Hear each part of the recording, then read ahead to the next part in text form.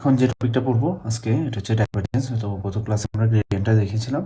তো ডাইভারজেন্সের মধ্যে আমরা দেখছিলাম যে আমরা কোনো একটা ভেক্টর রাশি দিব, সেটা হচ্ছে আমি স্কেলারে কনভার্ট করব। তো যেহেতু ভেক্টর থেকে আমি স্কেলারে যাব, দ্যাট মিনস এখানে আসবে তোমার ডট গুণফল। ডট গুণফল আমরা দেখেছিলাম দুইটা ভেক্টর রাশির গুণফল, ডট গুণফল। ওইটা হচ্ছে যে স্কেলারে আমরা কনভার্ট করি। তো শুরু করা যায় টপিকটা। যে তোমার সবার প্রথম আসছে, ধরো যে কোনো ডাইভারজেন্স বের করার ক্ষেত্রে আমরা লিখবো যে ডেল ডট জি। এখানে জি হচ্ছে কি একটা ভেক্টর। আচ্ছা, তো ডট গুণফল রেজাল্ট কি হবে? রেজাল্ট হবে স্কেলার। এখন ডাইভারজেন্সের মিনিং কি ওটা আগে আমরা বুঝতে হবে। ডাইভারজেন্স বলতে বোঝায় যে কোনো একটা রাশির ছড়িয়ে পড়ার প্রবণতা। ছড়িয়ে পড়ার প্রবণতা। এখন আসো ছড়িয়ে পড়ার প্রবণতা আমরা কিভাবে বের করতেছি। তোমার ধরো কি বলে জানি, কোনো একটা ইনকামিং কোনো একটা সিঙ্ক বা সোর্স ওভাবে আর কি, হ্যাঁ, যে কোনো ভেক্টর রাশি কোনো একটা বিন্দু দিয়ে আসতেছে, তুমি এটা কনভার্জেন্স হচ্ছে, তাই না? যেটা হচ্ছে ডাইভারজেন্সের অবশ্যই বিপরীত রাশি। তো এখানের ক্ষেত্রে তোমার ডাইভারজেন্স হবে কত? ডাইভারজেন্স হবে নেগেটিভ। ডাইভারজেন্স হচ্ছে ছড়িয়ে পড়ার প্রবণতা, আর যেটা একটা বিন্দুতে মিলতেছে দ্যাট মিনস এটা হচ্ছে যে কনভার্জেন্স হচ্ছে, তাই না? আচ্ছা, এরপর আসি, যদি সেম জিনিসটা কোনো একটা বিন্দু থেকে বের হচ্ছে কোনো একটা ভেক্টর ফিল্ড, তখন আমরা এটা বলবো যে ডাইভারজেন্স তার পজিটিভ। আমরা কি বলবো? এটা ডাইভারজেন্স হচ্ছে পজিটিভ। আচ্ছা, আর যদি কোনো একটা ইনকামিং যা আউটগোয়িং তা, মানে এরকম অনেকটা দেখতে, যে কোনো ছড়িয়েও যাচ্ছে না কিংবা একটা বিন্দুতেও মিলিত হচ্ছে না, তখন এটাকে আমরা বলবো যে ডাইভারজেন্স হচ্ছে জিরো। মানে আমরা লিখবো ডাইভারজেন্স হচ্ছে জিরো। আর এই যে ডাইভারজেন্স জিরো, এটাকে আমরা বলি সলিনয়েডাল। সলিনয়েডাল। এটা অনেক সময় আসে যে দেখাও যে ভেক্টর ফিল্ডটা তোমার হচ্ছে সলিনয়েডাল ভেক্টর ফিল্ড। তার মানে আমাদের কি কাজ তখন হবে? আমাদের কাজ হবে যে তোমার ডাইভারজেন্স ইকুয়াল টু জিরো এটা প্রুফ করে দেখানো, ঠিক আছে? একদম ইজি। আচ্ছা, এখন ডাইভারজেন্স একটা জিনিস যদি ছড়াই যায়, আমি তাহলে এটা বলতে পারবো না তার আয়তন বেড়ে গেল। আর যেহেতু আয়তন বেড়ে গেছে, তার মানে কি আমরা বলতে পারবো যে তোমার ঘনত্ব কমে গেছে। যেহেতু ঘনত্ব আমরা জানি যে রো সমান এম বাই ভি, তাহলে যেহেতু ভি বেড়ে গেল তার মানে ঘনত্ব কমে গেল। দ্যাট মিনস আমি যদি কোনো একটা জিনিসে ছড়াই যাচ্ছে ডাইভারজেন্স পজিটিভ, তখন হচ্ছে যে ঘনত্ব তখন হচ্ছে কমে যাবে, কমে যায়। আর ডাইভারজেন্স যদি নেগেটিভ বলি, তাহলে আমরা কি বলবো? ঘনত্ব বেড়ে গেল। কারণ একটা উদাহরণ কি হতে পারে, এটা একটা এক্সাম্পল, রিয়েল লাইফ এক্সাম্পল হতে পারে। রিয়েল লাইফ তো বলা যায় না, আই গেস রিয়েল লাইফও, যে কোনো একটা চার্জ, ধরো প্লাস প্লাস চার্জ আছে আমার কিউ, এখান থেকে যতগুলো ইলেকট্রিক ফ্লাক্স লাইন, তাই না? আসলে ফ্লাক্স লাইন বলা যায় না, ফিল্ড লাইন। আর এই যে বলরেখা আর কি, ফিল্ড লাইন যেটা হচ্ছে প্লাস থেকে নির্গত হয়, তাহলে আমি বলি যে এই এটার ক্ষেত্রে ডাইভারজেন্স পজিটিভ। আবার উল্টা নেগেটিভের জন্য আমরা কি বলতে পারি? ফিল্ড লাইন্সগুলো আমার ভিতরের দিকে আসতেছে, ফিল্ড লাইনগুলো ভিতরের দিকে আসতেছে, তাহলে এটাকে আমরা বলবো ডাইভারজেন্স নেগেটিভ, তাই না?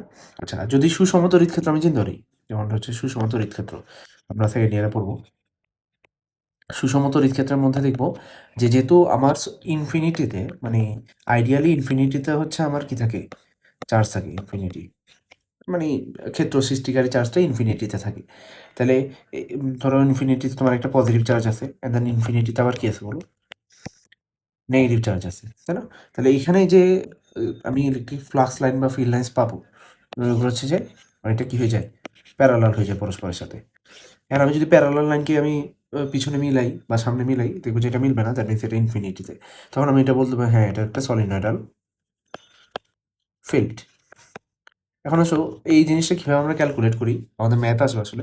এটা হচ্ছে বেসিকটা, জাস্ট বোঝার জন্য বোঝা। ভাই আমাদের এখানে ম্যাথই আসবে, সো আমরা ম্যাথই করবো। তো ম্যাথের মধ্যে আমি একটা এক্সাম্পল নিই, একদম ইজি। যে ডেল তো আমরা জানি, ডেল হচ্ছে I, del del X I cap of course, যে del del Y, and then K কত? ডেল ডেল জেড আমার। এখন কোনো একটা ভেক্টর ফিল্ড নিই ইজি, যে ধরো I X square Y Z N plus J কত? X Y cube Z square plus K, কি বলা যায়? 5x³ Y square Z to the power 4 random. And বললাম আমি 1 -1 2 বিন্দুতে ডেল ভেক্টর অফ কোর্স, হ্যাঁ, del dot G vector equal what, মানে divergence কত, কিংবা বলবে যে এই বিন্দু থেকে সেটা কি কনভার্জেন্ট কিনা, এটা কি সলিনয়েডাল কিনা, এটা টেস্ট করে দেখাও। তো সলিনয়েডাল হলে আমি জাস্ট ইকুয়াল টু 0 কিনা এটা টেস্ট করবো, অ্যান্ড বাকি বিন্দুগুলোতে হয়তো বা ডাইভারজেন্ট কিংবা কনভার্জেন্ট এটা বের করতে দিতে পারে। সো একদম ফাস্ট করতে পারি আমরা চাইলে। তো ডেল ডট জি ডট গুণফল আমরা দেখছিলাম ax bx ay by az bz, তাই না? ডট গুণফলের ক্লাসে দ্যাট মিনস i এসক গুণ হবে। তো এখানে আমার এখানে i এসক কোনটা? আমার এখানে i এসক হচ্ছে এখানে ডেল x হচ্ছে i এসক, আর একটা হচ্ছে x স্কয়ার y z। তাহলে আমরা এটা লিখবো x স্কয়ার y z। তারপরটা যে এসক তাহলে ডেল y, এখানে হবে ডেল y। যে এসক এখানে কত? ax y cube z square. And then যদি বলে কে এসক তার মানে হচ্ছে যে ডেল z। আর বাকিটা যে 5 x cube y square z to the power 4। তাহলে আমি x এর শক যদি বাইরে নিয়ে আসি y z, and then x square হলো টুয়াইস x ডিফার। তুমি যদি y কে করো x z স্কয়ার আমি বলছিলাম কনস্ট্যান্ট হয়ে যাবে, এন্ড দেন ওটা বাইরে আসো, বাইরে নিয়ে আসো, এন্ড দেন 3y স্কয়ার আসবে। এন্ড দেন কে শকের ক্ষেত্রে 5 x cube y square z to the power 4 হলো 4 z কিউব। হোপফুলি এটা পারবা ডিফারেন্সিয়েশনের ওই বেসিকটা আছে ddx of x two the power n হচ্ছে n x two the power n minus 1, পাওয়ার সামনে আছে পাওয়ার কমে, ওইটা দিয়ে আমি করলাম। এন্ড দেন কোন বিন্দু বলছে এক্স ওয়াই জায়গায়, এই যে আমি এখানে কোথায় আমাদের এখানে এক্স ওয়াই জেড এর জায়গায় আমি ভ্যালুগুলো বসাবো। এক্স ওয়াই জেড এর জায়গায় ভ্যালুগুলো বসিয়ে আমি কি বের করবো? ডাইভারজেন্সটা ক্যালকুলেট করবো যে ডেল ডট জি এর ভ্যালুটা কত। এন্ড দেন এই ভ্যালুটাতে কোনো আই জে কে নাই, দ্যাট মিনস এটা ওয়ান কাইন্ড অফ কি আমরা বলতে পারি এটা হচ্ছে যে স্কেলার রাশি, তাই না? আচ্ছা, এখন যদি ভ্যালুটা পজিটিভ আসে আমি বলবো হ্যাঁ এটা একটা ডাইভার্জিং ভেক্টর ফিল্ড, যদি নেগেটিভ আসে আমি বলবো যে এটা কনভার্জিং ভেক্টর ফিল্ড, অ্যান্ড যদি কি আসে মানে জিরো আসে তাহলে বলবো এটা একটা সলিনয়েডাল ভেক্টর ফিল্ড, তাই না? অনেক সময় এটা টেস্ট করতে দেয়। লাইক আমি একটা সলিনয়েডালের উদাহরণ দিই, যে দেখো যে এটা ভেক্টর ফিল্ডটা সলিনয়েডাল।